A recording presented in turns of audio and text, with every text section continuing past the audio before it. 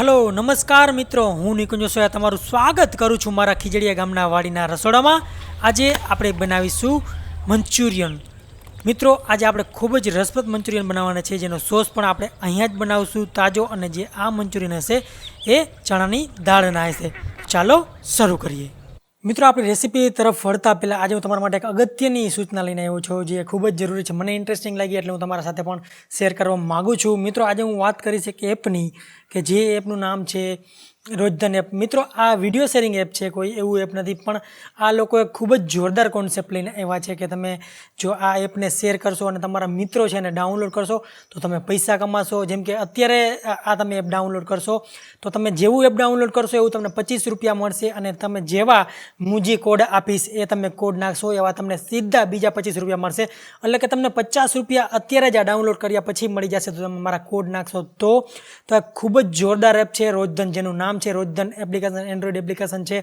અને આ video sharing online app છે, તેમાંથી આપણે રૂપિયા પણ કમાઈ શકીએ છીએ। એ ખૂબ જ સારી વાત છે અને મિત્રો 100% જેન્યુઅન વસ્તુ છે। તો હું આશા કરું છું કે તમે આને ડાઉનલોડ કરશો અને તમે યુઝ કરશો અને તમે સારા એવા રૂપિયા પણ આનાથી કમાઈ શકો છો। જો તમારો કોઈ પણ એક મિત્ર ડાઉનલોડ કરશે તો તમને પર ડાઉનલોડ તમારા ખાતામાં 5 રૂપિયા આવશે અને તમે એ રૂપિયા છે એ પેટીએમ દ્વારા તમારા ખાતામાં ટ્રાન્સફર પણ કરી શકશો। તો ચાલો મિત્રો હવે રેસીપી તરફ વળીએ।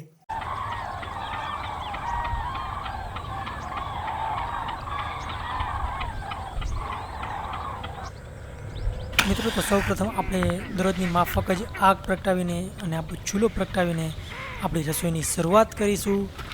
અત્યારનો માહોલ છે ખીચડીનો એ ખૂબ જ જોરદાર હોય છે, કારણ કે શિયાળાની શરૂઆત થાય ત્યારથી જ બધા પક્ષીઓ આવી જાય છે। અને સર્વપ્રથમ મિત્રો આપણે જોઈએ છીએ કે આ કોબી છે એકદમ ખૂબ જ સરસ રીતે ઊભી છે। તો મંચુરિયન માટે સૌથી આવશ્યક ઇન્ગ્રીડિયન્ટ્સ હોય છે એ કોબી હોય છે। આ એકદમ કડક અને તાજી કોબી છે એ આપણા મંચુરિયન માટે આપણે વાપરીશું। અને મિત્રો આ જે મંચુરિયન રહેશે ખૂબ જ રસપ્રદ રહેશે, કારણ કે આ તમામ જે મંચુરિયન તમે ખાઓ છો કે તમે જે રેસીપી જાણો છો એના તમામથી અલગ બનવાની છે આ રેસીપી। અને મિત્રો આપણે જે મંચુરિયન છે એમાં આપણે કોબી અને એના સિવાય આપણે ટમેટાનો પણ યુઝ કરીશું આપણે સોસ માટે, જે આપણે અહીંયા જ બનાવીશું। તો આજે તમને એ પણ શીખવા મળશે કે ચાઇનીઝ વાનગીઓ માટેનો સોસ ઘરે કેવી રીતે બનાવવો। તો તમે જોઈ શકો છો મારા તાજા ટમેટા, હવે હું થોડા તાજા મરચાં લઈશ। તો મિત્રો આપણું જે મંચુરિયન છે જે માર્કેટમાં મળે છે એ સારું નથી હોતું, હેલ્ધી નથી હોતું, પણ મેં એને આજે એક અલગ લેવલથી બનાવીશ અને હું એને સારો ટ્વિસ્ટ આપીને એને હેલ્ધી બનાવી દઈશ, જેથી તમારા બાળકો માટે અને તમારા તમામ માટે એ સ્વાસ્થ્યવર્ધક રહે, હેલ્ધી રહે। કારણ કે આપણે આમાં ચણાના દાળનો ઉપયોગ કરીશું। હું અહીંયા લીલા લાલ મરચાં લઈ રહ્યો છું આપણા સોસ માટે। ચણાની દાળ હોય છે એ ખૂબ જ પૌષ્ટિક હોય છે મેંદાના લોટ કરતાં અને બીજા લોટ કરતાં। તો આપણે એને જે મંચુરિયનના બોલ્સ હોય છે એના બનાવીશું। તમે જોઈ શકો છો મારા શાકભાજી મેં લઈ લીધા છે। હવે આપણે શાકભાજીને સારી રીતે ધોઈ નાખશું। આજે તમામ તાજા શાકભાજી હોય એનો ખૂબ જ સારો એવો ટેસ્ટ આવશે આપણા મંચુરિયનની ગ્રેવીમાં। તો આપણી જે ગ્રેવી છે મિત્રો એને તમે ફ્રીજમાં સ્ટોર કરીને પણ રાખી શકશો, પણ જો હું સલાહ આપું છું કે જે તમે એનો તાજો ઉપયોગ કરશો તો વધુ સારું રહેશે। કારણ કે આ રેસીપીનો જે મારો હેતુ છે બનાવવા પાછળનો એ ખાસ એ છે કે જે બહારના જે ચાઇનીઝ આપણે ખાઈએ છીએ એ ખૂબ જ ખરાબ હોય છે, એના સોસ ખૂબ જ ખરાબ હોય છે અને એમાં આજીનો મોટો નાખે છે એ પણ ખૂબ ખરાબ હોય છે। તો આ જે ચાઇનીઝ રેસીપી હશે એ ખૂબ જ સ્વાસ્થ્યવર્ધક હશે, હેલ્ધી હશે। આપણા વેજીટેબલ્સ તમે જોઈ શકો છો કે સારી રીતે ધોવાઈ ગયા છે। તો મિત્રો હવે આપણે સોસ બનાવવાની તૈયારી કરીશું। સૌપ્રથમ આપણે આપણા મરચાં કાપી લઈએ, લીલા અને લાલ મરચાં। તમે જોઈ શકો છો લીલા મરચાં એકદમ કડક છે, એકદમ તાજા છે, તો એને આપણે આવી રીતે ઝીણા સમારી લઈશું।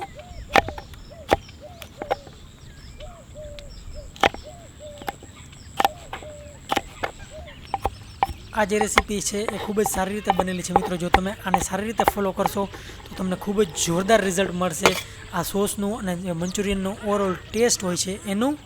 હવે આપણે એવી જ રીતે આપણે ટમેટાં પણ આપણા સોસ માટે કાપી લઈશું।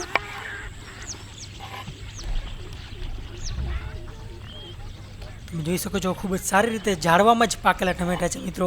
જે માર્કેટમાં મળે છે એ ટમેટા દર વખતે પોસિબલ નથી હોતું કે ઝાડવામાં જ પાકેલા હોય છે, એને કાચા જ તોડી લેવામાં આવે છે। તો જો આટલો ટેસ્ટ અને આ જે મહેક હોય છે એ ટમેટામાં આટલી નથી હોતી, કારણ કે કારણ કે એને કોલ્ડ સ્ટોરેજમાં લાંબા સમય સુધી ટકાવી રાખવામાં આવે છે, જેથી કરીને એનો બધો જ ટેસ્ટ જતો રહે છે. તો જેમ બને એમ આપણે બારીક કાપી લઈશું આપણા ટમેટાને. જોઈ શકો છો આપણા ટમેટા રેડી થઈ ગયા છે. હવે એકદમ બારીકમાં બારીક જે પોસિબલ હોય એટલી રીતે હું એને કાપી લઈશ. અને મિત્રો હવે આપણે થોડું તેલ ગરમ કરીશું આપણા સોસ માટે.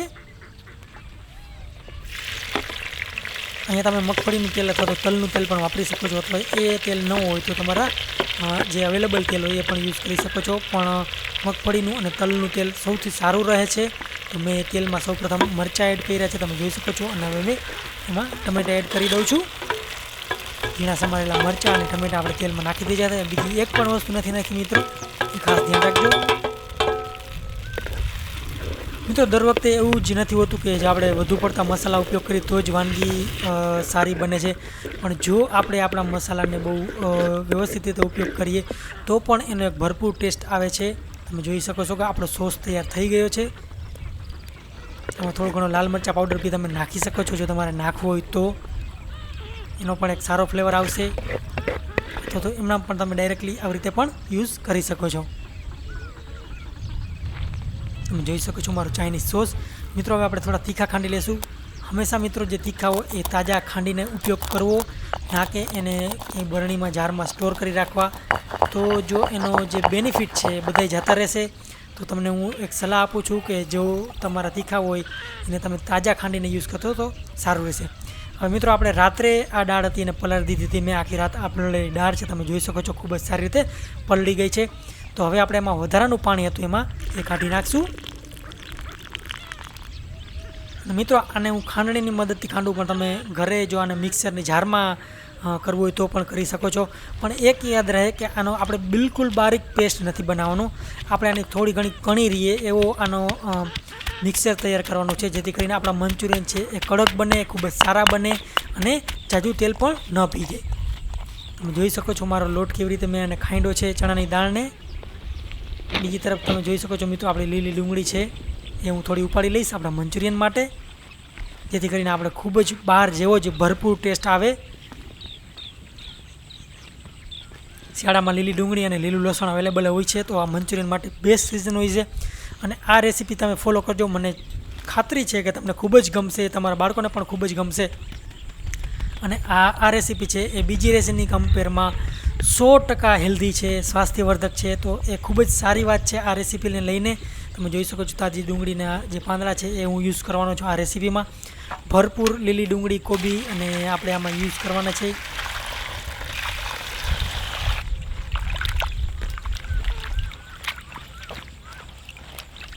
આવી રીતે આપણે ડુંગળીને સારી રીતે ધોઈ લઈએ મિત્રો, જેથી તમામ ગંદકી છે એ દૂર થઈ ગઈ, તમામ મીઠી છે એ દૂર થઈ ગઈ.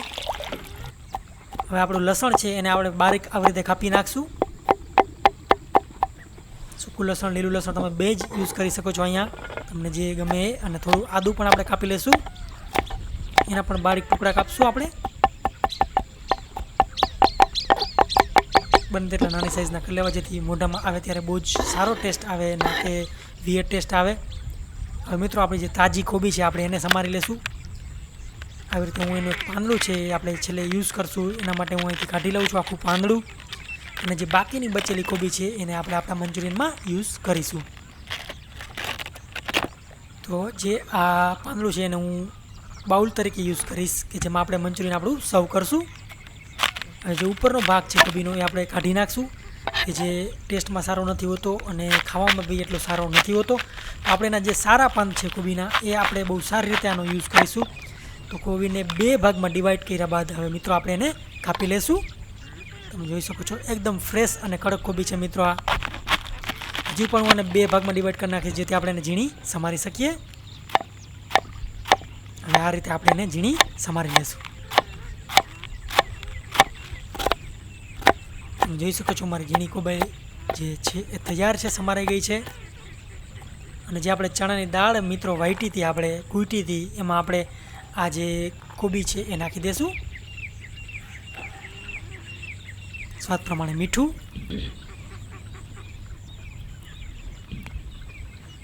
હવે સારી રીતે આપણે એને મિક્સ કરી લઈએ મિત્રો. તમે તમે જોઈ શકો છો કે અલગ જ રેસીપી તૈયાર થઈ રહી છે અહીંયા. અને આપણે અહીંયા મકાઈનો લોટ યુઝ કરીએ છીએ જે સારો હોય છે આપણે બાંધવા માટે લોટને. તો મકાઈનો લોટ હોય છે એ બીજા મેંદાના લોટ કરતાં તો ક્યાંય સારો હોય છે, ચોખાના લોટ કરતાં બી પૌષ્ટિક હોય છે. તો આપણે અહીંયા મકાઈનો લોટનો ભરપૂર ઉપયોગ કરીશું જેથી કરીને આપણા મંચુરિયનના બોલ્સ છે એને વ્યવસ્થિત રીતે વાળી શકીએ. તો આ રીતે તમે એને વાળી શકશો. અને જો તમારા મંચુરિયન ન વળે તો થોડો વધારે લોટ નાખો જેથી કરીને એ સારી રીતે વળી જાય. તમે જોઈ શકો છો મારું મંચુરિયન તૈયાર છે એક બોલ. તો હવે એને આપણે સાઈડમાં રાખી દઈશું. અને મિત્રો આ તેલ છે એ મીડિયમ ગરમ તેલ છે, એમાં આપણે એને તળી લેશું જ્યાં સુધી એ બ્રાઉન ન થઈ જાય.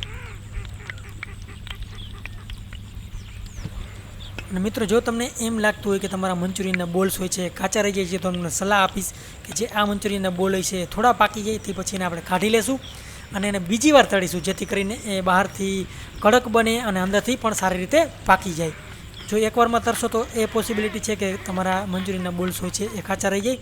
પણ મિત્રો અહીંયા ટેમ્પરેચરનું ખૂબ જ મહત્ત્વ છે. જેમ કે હું ધીમી તાપે એકદમ પકાવી છું આને, તો જે મારા મંચુરિયનના બોલ્સ હોય છે એ સારી રીતે પાકી જશે, મને પૂરી ખાતરી છે. પણ જો તમારે એવું થતું હોય કે અંદરથી કાચા રહી જતા હોય અથવા તો લોટ જેવી સ્મેલ આવતી હોય તો તમે એને 2 વાર પણ પકાવી શકો છો. તમે જોઈ શકો છો મારા મંચુરિયનના બોલ ખૂબ જ કડકડા અને તૈયાર છે. તો આપણે એને કાઢી લેશું, બધું તેલ નિતારી લેશું. આનો જે અરોમા હોય છે ખૂબ જ ભરપૂર હોય છે. તમે જોઈ શકો છો બિલકુલ તેલવાળા નથી, એકદમ ડ્રાય થઈ ગયા છે. તો આપણે જે મિત્રો બાકીની જે આપણી પ્રોસિજર છે એને પણ આપણે ચાલુ કરી લઈએ. હજી એકવાર મિત્રો હું થોડી કોબી કાપી લઈશ, એને બિલકુલ ઝીણી સમારીશું આપણા મંચુરિયનના વઘાર માટે, ગ્રેવી માટે. જોઈ શકો છો મારું લસણ, આદુ અને કોબી છે એ તૈયાર છે, બિલકુલ તાજી.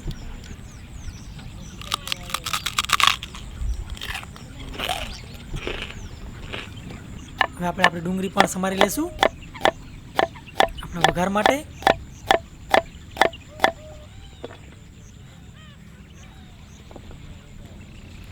મિત્રો ફરી પાછું હું થોડું તેલ ગરમ કરીશ આપણા મંચુરિયનના વઘાર માટે. અને એમાં સૌપ્રથમ હું નાખીશ આપણું લસણ, આપણી ડુંગળી અને આપણું આદું. સારી રીતે મિક્સ કરી લઈએ મિત્રો.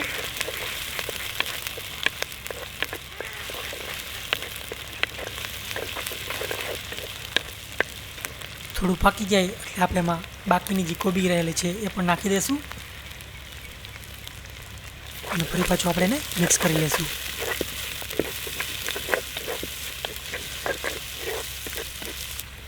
હવે મિત્રો જે આપણે સોસ બનાવ્યો હતો ઘરનો સોસ, તો એ અહીંયા નાખીશું. જરૂરિયાત પ્રમાણે તમે નાખી શકો છો. અને હવે આને સારી રીતે આપણે મિક્સ કરીશું.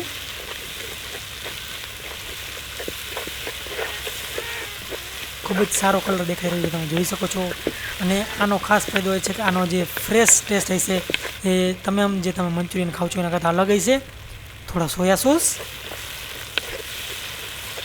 અને આપણે મિત્રો અહીંયા જે આપણા મરી પાવડર ખાંડો હતો એ પણ આપણે નાખી દઈશું સાથે જ.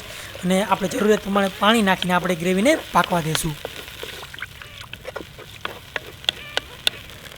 તમે જોઈ શકો છો ગ્રેવી ખૂબ જ સારી રીતે પાકી રહી છે મિત્રો.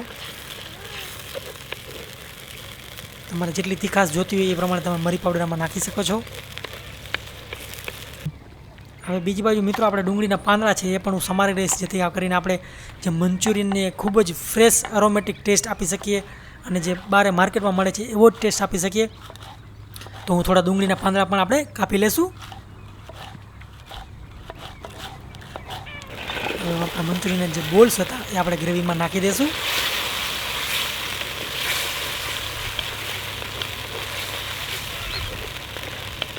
આપણે એને ફરીથી થોડી વાર પાકવા દઈશું જેથી આપણી ગ્રેવી છે એ થીક બની જાય. અને તમે જોઈ શકો છો મારા ખૂબ જ ટેસ્ટી અને ઇન્ટરેસ્ટિંગ દેખાતા મંચુરિયન જે તૈયાર છે. ઉપરથી આપણે થોડા લીલા પાંદડા ભભરાવીશું ડુંગળીના, જેથી કરીને આને વધારે આપણે ટેસ્ટ આપી શકીએ. અને મિત્રો બસ હવે હું આને કોબીનું જે પાંદ હતું એમાં આપણે સર્વ કરી દઈશું. તો ખૂબ જ અલગ અને ઇન્ટરેસ્ટિંગ દેખાતા મંચુરિયન જે ખૂબ જ હેલ્ધી છે, સ્વાસ્થ્યવર્ધક છે, એ તૈયાર છે. હું આશા કરું છું કે તમને રેસીપી ખૂબ જ ગમી હશે. પ્લીઝ મિત્રો આ વિડીયોને લાઇક, શેર કરો અને મારી ચેનલને સબસ્ક્રાઈબ કરો. અને વધુ વિડીયો સાથે આપણે મળીશું ફરી પાછા એક આવા જ વિડીયો સાથે, આવી જ ઇન્ટરેસ્ટિંગ રેસીપી સાથે. ત્યાં સુધી જોતા રહો. આવજો. Thank you very much for watching.